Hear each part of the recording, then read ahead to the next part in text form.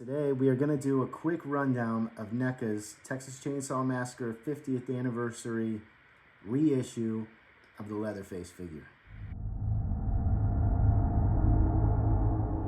Alright, to do this I'm going to put the old version of the figure next to the new version of the figure so we can go over the differences really quick.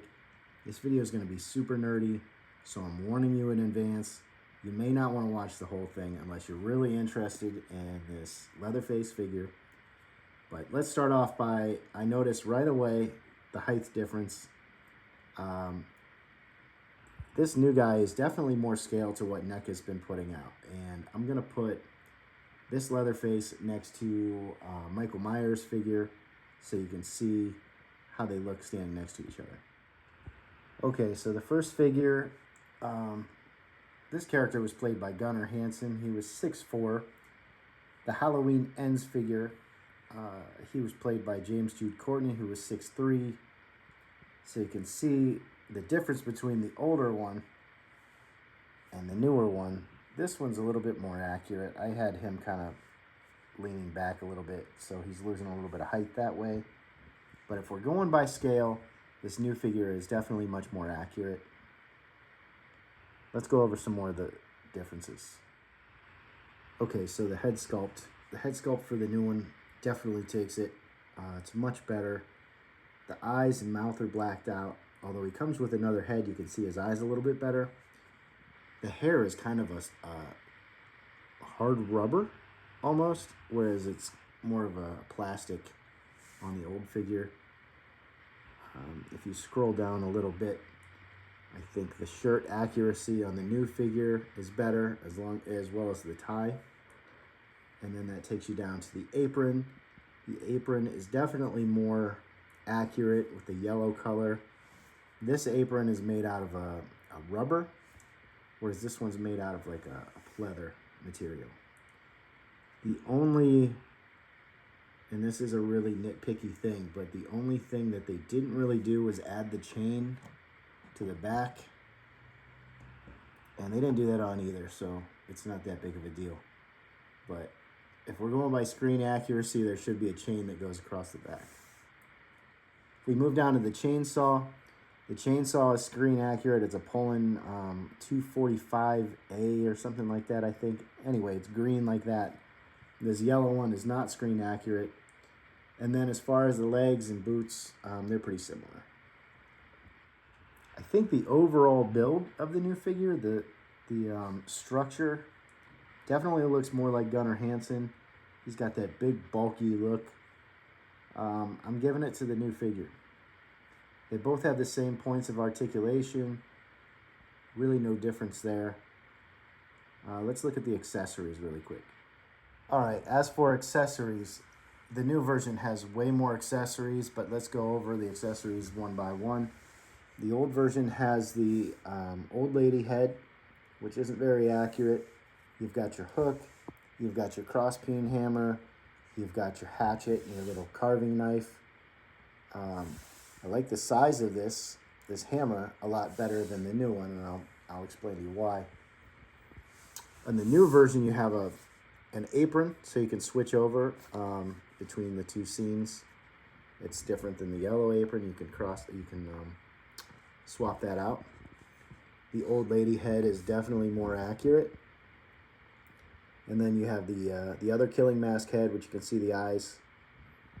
Two different hands. So you can have open and closed hands. You've got your carving knife. You got some forceps. You got a sledge.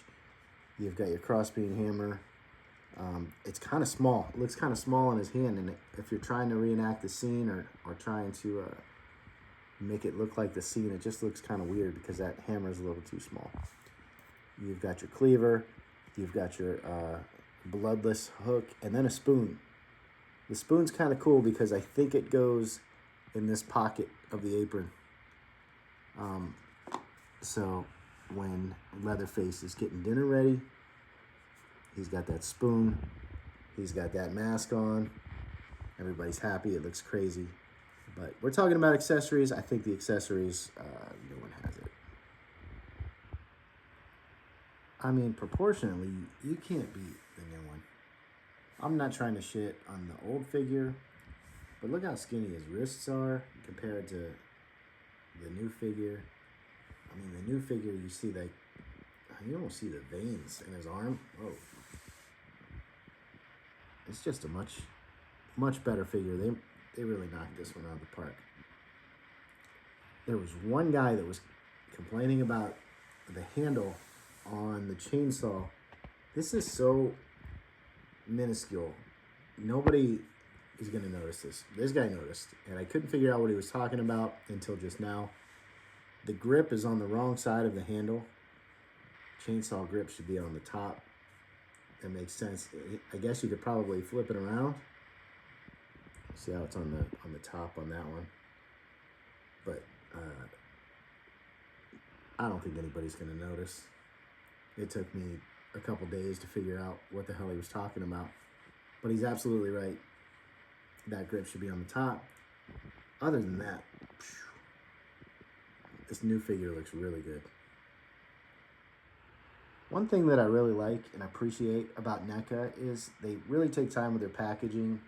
Inside the package is the red door. Everyone knows that scene.